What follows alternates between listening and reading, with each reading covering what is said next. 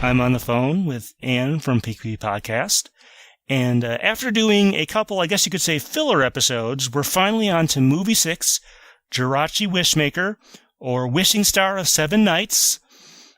And we're going to be discussing that movie and its ending themes, which are a little bit different this time because on the Japanese side you have A Small Thing, and on the English side you have Make a Wish. However, usually it's a completely different song, but in this case, Make a Wish isn't a translation, a direct translation of A Small Thing, but it does use the same backing melody, and we're going to talk about the sort of artists, what we know about the production on each side, and we're also going to go through this short and do some of the other things we usually do.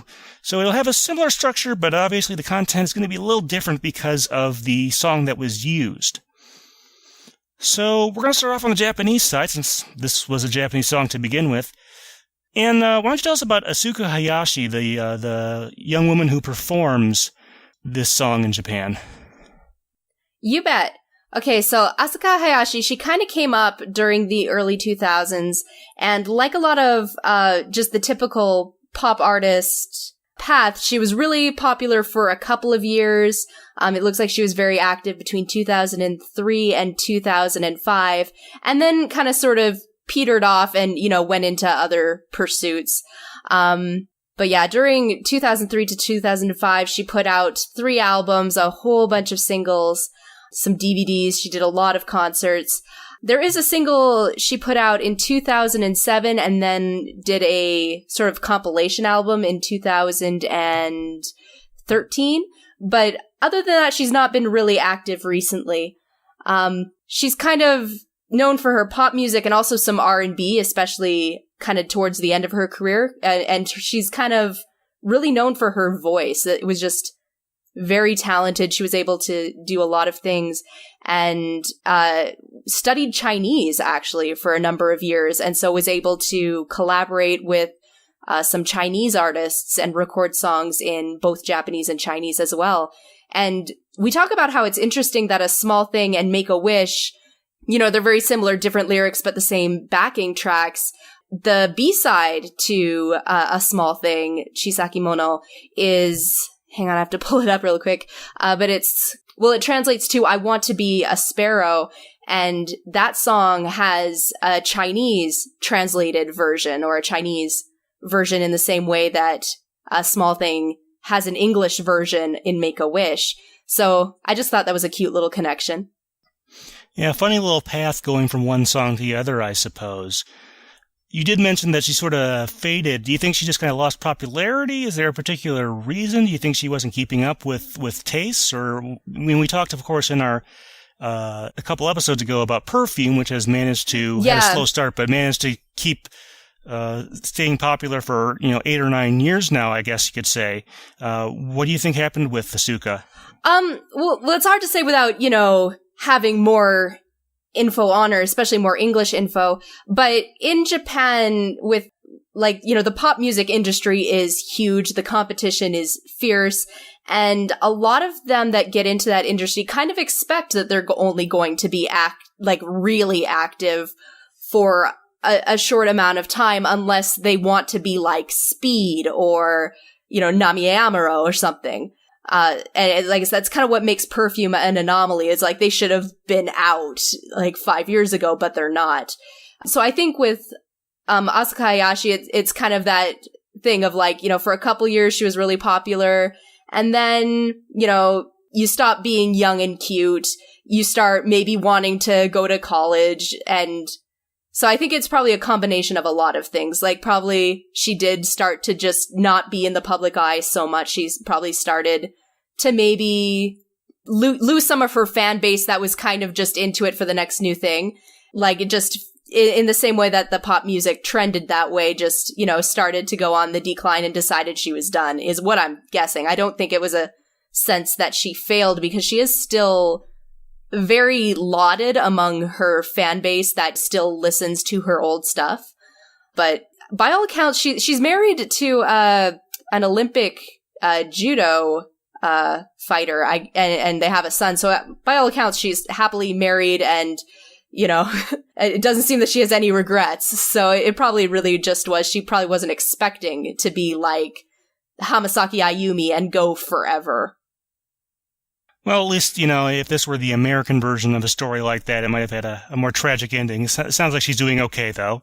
Yeah, it doesn't sound like there was a scandal or anything and she had to leave. It sounds like it's a very clean break after 2005. It sounds like she did what she wanted to do with her singing career and moved on, I guess. Well, hope she put some money in the bank. Yeah, exactly. The royalties still coming in. So that's kind of the story there. What were some of her other songs in that period that might have been, they never broke over here for kind of obvious reasons, but that were popular, I guess, on the radio in Japan or whatever? Well, she has one called Sanctuary that I really love. Sanctuary Yume no Shima-e, Going to Dream Island. And it's kind of the same sort of very soothing ballad, powerful vocals type song.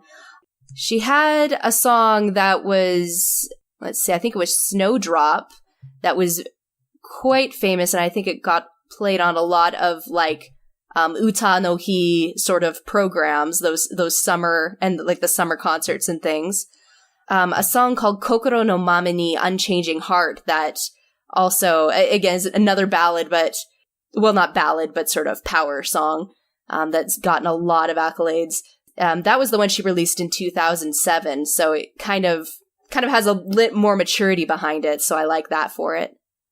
I would be very interested if we have any listeners who are up on the Chinese fandom or listening in China, if the Chinese version of I Want to Become a Swallow, Tsubame ni Naritai, I can't pronounce it in Chinese, but I'd like to know, what sort of reach it has in China, because she does have a very big China and Hong Kong fan base, and if any of you are up on that, I'd really like to know what kind of a name she has over on that side of the continent.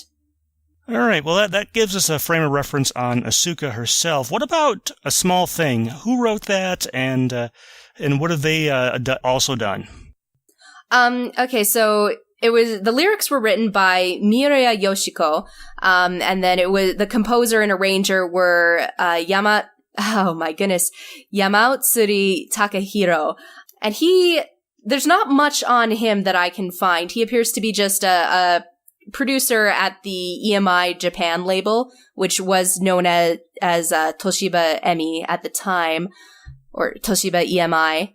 But Mireya Yoshiko, a lot of anime fans will know her, or at least will know her work, because she did a lot of songs for Digimon, and she's prominently featured on the Digimon Adventure Song and Music Collection. She did a lot of songwriting for Hello Project. It looks like a lot of different singers and idol groups. I'm trying to look at some of the names down here and see if anybody would be very familiar with them. Oda Tomo, Ongaku Gatas, Smilage. So, yeah, a lot of young, up-and-coming idol groups, cute. Ciao Bella Cinquetti. She's done a lot of songs that probably made their way into your various anime projects, and songs that of the young idol groups coming up. She seems to be known for a lot of very cute young women type artists. Gotcha there. Well, let's flip back over to the English side. Again, it's not totally dissimilar, but it is a different song. But Make a Wish. So first off, the performer is Cindy Mizell. This Cindy has been massively prolific. You've heard her other places, but you probably don't know it. She had a self-titled album of her own work back in 94, but she's much better known as a background singer in the 80s, 90s, 2000s, a little bit today, I would assume, as well. But one of the biggest things he was a background singer for was the Duran Duran album Notorious that came out back in the mid-80s. Aside from that, she's also worked with, I believe, Bruce Springsteen, Mick Jagger, Luther Vandross, Ruben Studdard, so I don't know if there are any female backing vocals on his version of Flying Without Wings, so that would be interesting. And a number, I think Aretha Franklin was on her all music thing. And as I was digging through there, I noticed she is listed as being on To Be a Master. And indeed, I did not know this at first, but I looked through the liner notes before we started this discussion, and she did backing vocals for You Can Do It If You Really Try, the John Leffler song at the very end of the album there.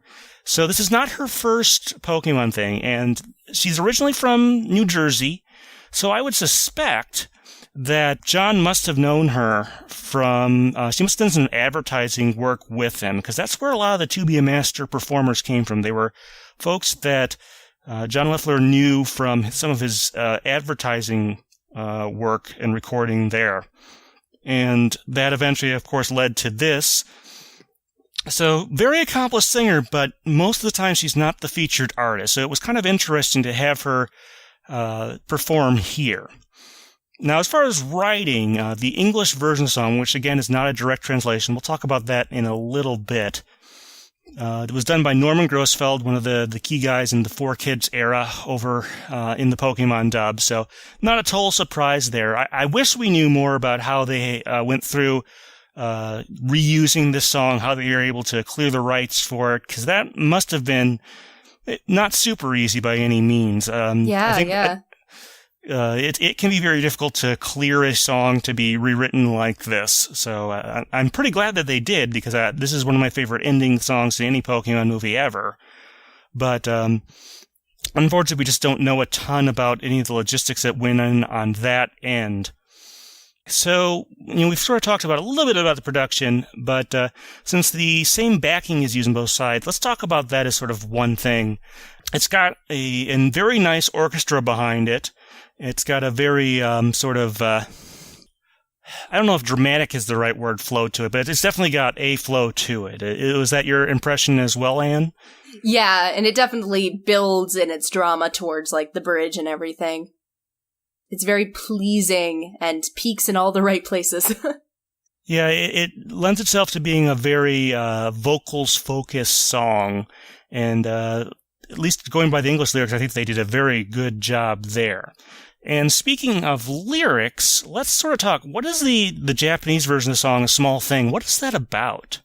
Well, it's about somebody who's looking back on their life, basically, and they're looking back in kind of the metaphor of, like, watching a small child sleeping.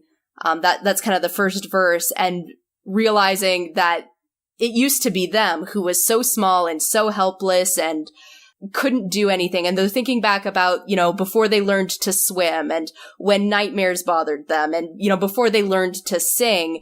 And now these things are not a problem for them. And realizing that small thing they used to be grew into a future that they're very satisfied with. So it's kind of reflective, really, and kind of empowering, like, the things that bother them now as an adult. Like, they look to the sky and they hear those voices of the past and they know where they need to go and they know it's going to be okay, because however small they feel now, one day they will be grown and they'll fly up to where they need to go. So it's kind of a reach to compare it to this movie, but I suppose if, like, Norman or Caroline were somehow involved in part of it, maybe that would make more sense. Going from May to Max, Haruka to Masato doesn't quite do it. They're only a few years apart, so I'm sure that, May can see some of that, or, more recently, I'm sure it's not... Sorry, let me rephrase. It's not looking at an actual small child sleeping. It's kind of reflecting on their past, sort of thing. Mm. But okay. So in that sense, it could very well be May or an Ash or a Brock type character. It could be a butler, even, I suppose, of, like, that feeling of just looking back at the person you used to be and not feeling like feeling that you were so small at that time you couldn't have been yourself, but realizing, no, that was me. I just grew up, kind of a feel. But again, it is a bit of a reach for our title character, Jirachi, so... Well, technically, Jirachi is, I guess, thousands of years old, because it only wakes up every 1,000 years. Yeah, we didn't see its character development, but surely it had some in its life. They don't really establish how many cycles Jirachi has gone through over history. Right. And then it's only awake for 7 days, as the title sort of implies there. So, I mean, like I said, it is kind of hard to draw a line with the characters in this movie. Like, even if you try to draw something from, like, Jirachi to Max, it doesn't really work, because Jirachi still has a very childlike personality, which, for small legendary Pokemon, isn't totally unheard of, but, like I said, the comparison doesn't quite work. And I suppose, in a way, it maybe is pulling a few of the same things as the fourth movie Japanese ending, Please Let There Be Good Weather Tomorrow, and that it's reflective like that. Does that sound like there might be a little bit of commonality there? Definitely. Like, the best tie I can make to this movie is, like, our default character, which is, it must be about Ash, and he's not who he used to be. He is markedly different in this movie than he is in, say, season 1. But again, it seems to be kind of more general, reflective, and very much in tune with movie 4, Please Let There Be Good Weather, than anything to do with specifically the events of Jirachi Wishmaker. So, if we compare that, if you're familiar with the English version, you've obviously noticed by now that the English version is not a direct translation, as we've mentioned earlier in this episode.